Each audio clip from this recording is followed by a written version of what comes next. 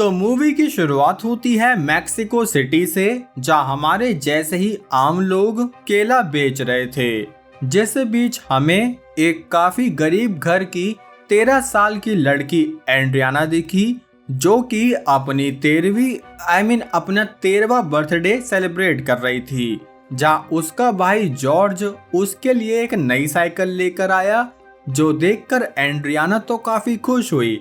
लेकिन उनकी माँ ने जॉर्ज को कोने में ले लिया कि हाँ बे, कहाँ से चुरा के लाया है।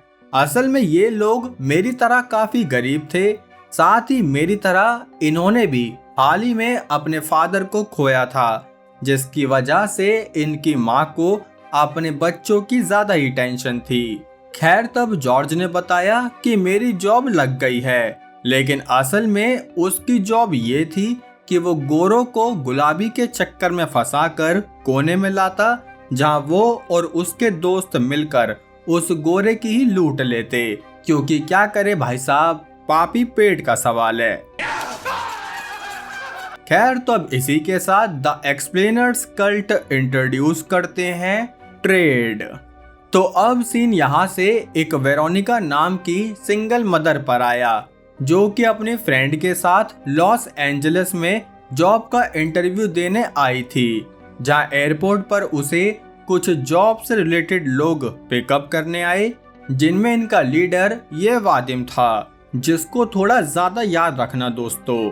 खैर, तो अब ये कोई जॉब रिलेटेड लोग नहीं बल्कि किडनैपर्स थे, जिन्होंने वेरोनिका का पासपोर्ट वगैरह लेकर उसे किडनैप कर लिया। लेकिन उसकी दोस्त यहाँ से भागने लगी, जिसकी वजह से वो जल्दी पापा की परी बनकर ऊपर चली गई। दूसरी तरफ एंड्रियाना अपने भाई के लिए थैंक यू कार्ड बना रही थी, जिस बीच उसे साइकिल चलाने की हुड़क लगने लगी, जो कि उसकी माँ ने चलाने से तो मना किया था, पर एंड्रियाना की खुजली इतनी तगड़ी निकली कि वो साइकिल की चाबी लेकर घर से निकल गई। जहाँ पहले तो टेढ़ी सीट वाली साइकिल चलाने में उसे काफी मजा आ रहा था, लेकिन फिर अचानक से उसने नोटिस किया कि कोई उसका पीछा कर रहा है, जिन्होंने उसे यहीं के यहीं किडनैप कर लिया। तब कुछ देर बाद जॉर्ज ने एक दूसरे लड़के को अपनी बहन की साइकिल चलाते हुए देखा, जो देखते ही वो उसे प्रसाद देने लगा, जिस पर उस दूसरे लड़के ने बताया कि मुझे ये साइकिल रोड पर मिली थी। जो सुनते ही जॉर्ज अपने दोस्तों के साथ जब उस किडनैपिंग स्पॉट पर पहुंचा, तो वहां का सीन देखकर वो समझ गया कि उसकी बहन किडनैप हुई है। जो समझते ही वो पुलिस स्टेशन में आया, तो वहां पुलिस उल्टा उससे ये कहने लगी कि अब तुम्हारी बहन नहीं मिल सकती, क्योंकि पक्का उसे रशियन किडनैपर्स काफी हैवी अमाउंट में बेच देंगे।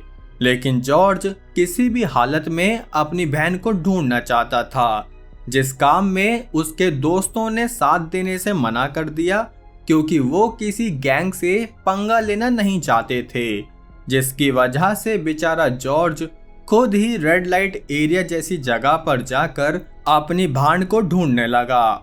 वहीं दूसरी तरफ हमें एंड्रियाना, वेरोनिका और कुछ पोलिश लड़कियां दिखी, जिन्हें इन लोगों ने बंदी बनाया हुआ था। तब वेरोनिका ने एंड्रियाना को अपने छोटे बेटे की फोटो भी दिखाई, जिसे वो काफी मिस कर रही थी।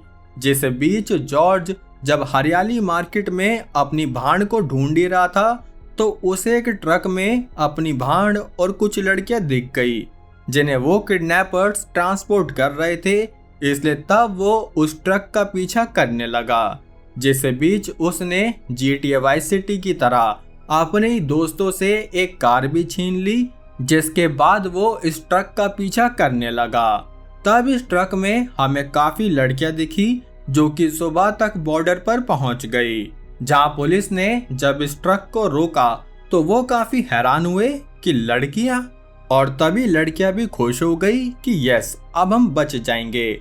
लेकिन पुलिस वाले तो सब जगह सेम ही है, इसलिए इन ऑफिसर्स ने भी पैसों के आगे तो घुटने टेक ही दिए, लेकिन इन्होंने वेरोनिका को भी चूज किया कि वो भी अपने घुटने टेके, जिसकी वजह से सारी लड़कियों को ट्रक से बाहर निकाला गया, जहां इनका फोटोशूट होने लगा, ताकि इनको ऑनलाइन सही दामों पर बेचा जा सके। तब ये सब देखकर जॉर्ज रोने लगा क्योंकि वो अभी कुछ भी नहीं कर सकता था। जिसके 2 मिनट बाद ऑफिसर्स के बाहर आते ही ये ट्रक जर्नी फिर से स्टार्ट हुई, जहाँ जॉर्ज उस ट्रक का पीछा कर ही रहा था कि तभी उसकी गाड़ी का तेल उन ऑफिसर्स के तेल की तरह जल्दी खत्म हो गया। इसलिए वो भागते हुए ही ट्रक का पीछा करने लगा, जो कि लॉजिकली पॉसिबल नहीं था। इसलिए वो एक कॉलोनी में आकर थोड़ा भटक गया, जिस बीच हमें इसी कॉलोनी की एक गुफा में वेरोनिका, एंड्रियाना और बाकी लड़कियां दिखाई दी, जिन्हें थोड़ा खाना पानी और रेस्ट के लिए रखा गया था। तब काफी देर बाद जैसे तैसे जॉर्ज भी यहाँ पहुंच गया, लेकिन तब तक वो किडनैपर्स लड़कियों को यहाँ से ले जा चुके थे। जिस बीच जॉर्ज को किसी के आने की आवाज आई तो वो छुप गया। असल में ये रे था, जो कि टेक्सास में प्राइवेट इन्वेस्टिगेटर का काम करता था, और वो यहाँ इस घर की इन्वेस्टिगेशन करने आया, जो देखकर जॉर्ज रे की डिग्गी में छुप गया, क्योंकि रे की नंबर प्लेट अमेरिका की थी और उसे भी अमेरिका में ही अपनी बहन को ढूंढने जाना था। लेकिन जैसे ही ये दोनों बॉर्डर पर पहुंचे तो वहां रे ने जॉर्ज को पकड़ लिया।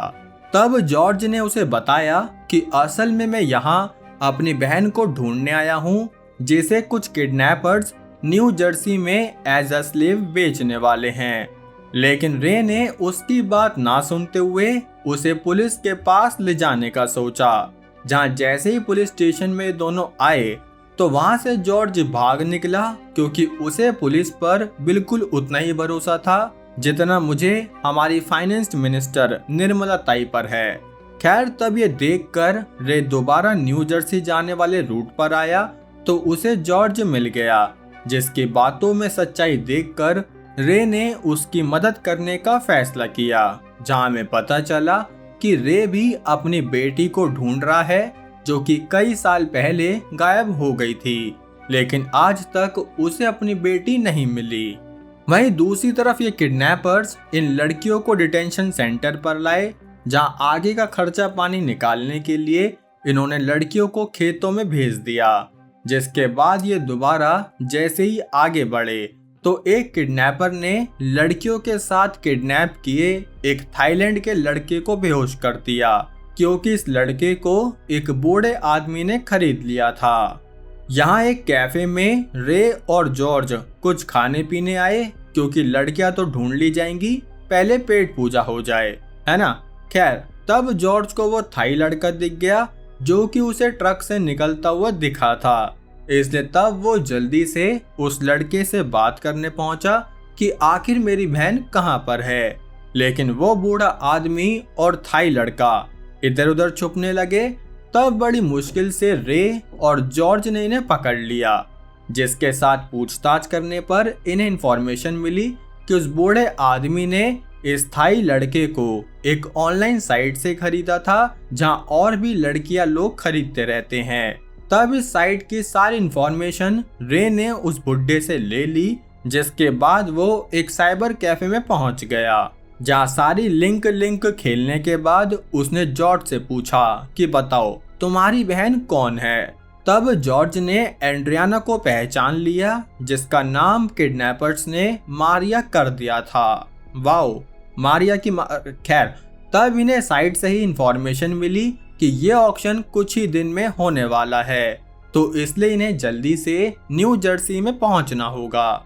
वहीं दूसरी तरफ एक रूम में ये लड़कियां आराम कर रही थी, जिस बीच इन्हें पता चला कि कल एंड्रियाना का ऑक्शन रखा जाएगा। इसलिए ये लोग जल्दी से वेरोनिका और एंड्रियाना को लेकर उस ऑक्शन वाली जगह पर जाने लगे।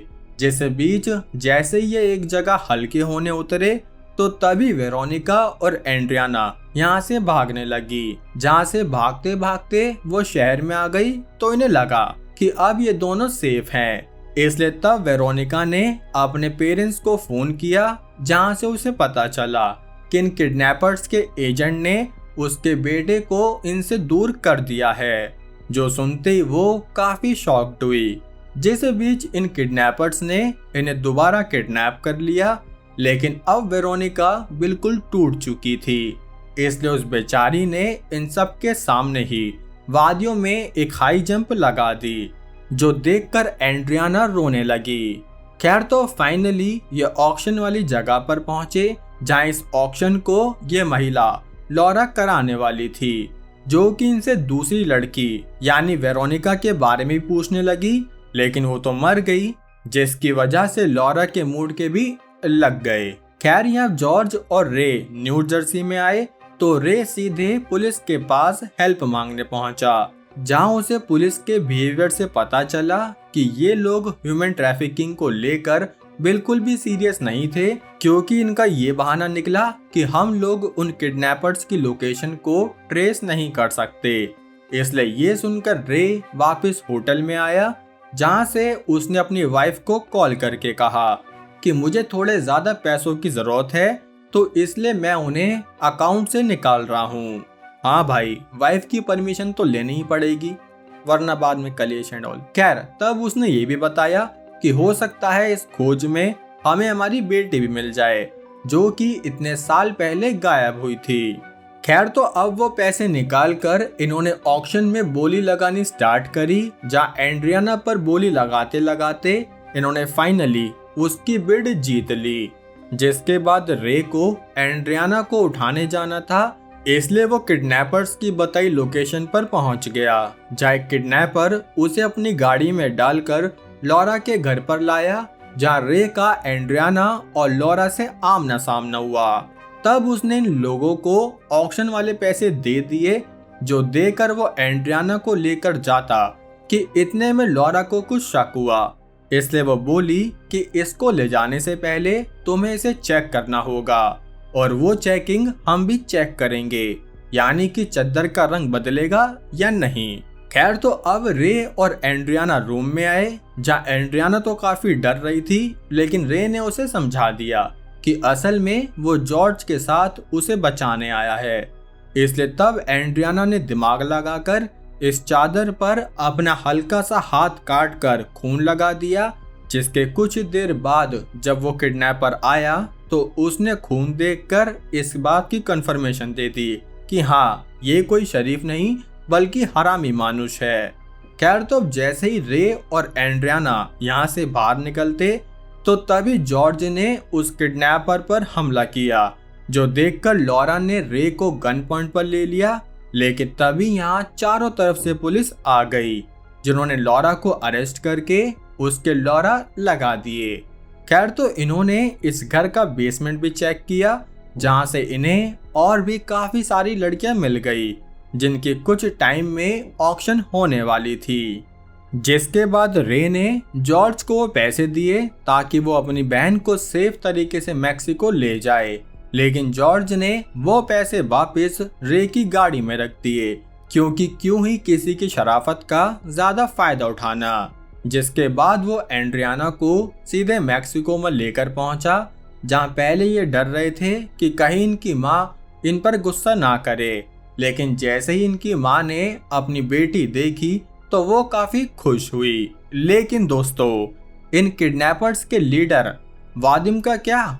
उसको हमारा भाई जॉर्ज संभालेगा, जिसने वादिम को रेड लाइट एरिया में जाकर सबके सामने मार तो दिया, लेकिन फिर उसने देखा कि वादिम का भी एक 4 साल का बेटा है। जिसके बाद ये मूवी तो यहीं एंड हो गई, लेकिन एक बहुत ही स्ट्रॉन्ग मैसेज के साथ कि सच में ह्यूमन ट्रैफिकिंग में इंसानों की कीमत सिर्फ उनके जेंडर और एज के हिसाब से लगाई जाती है।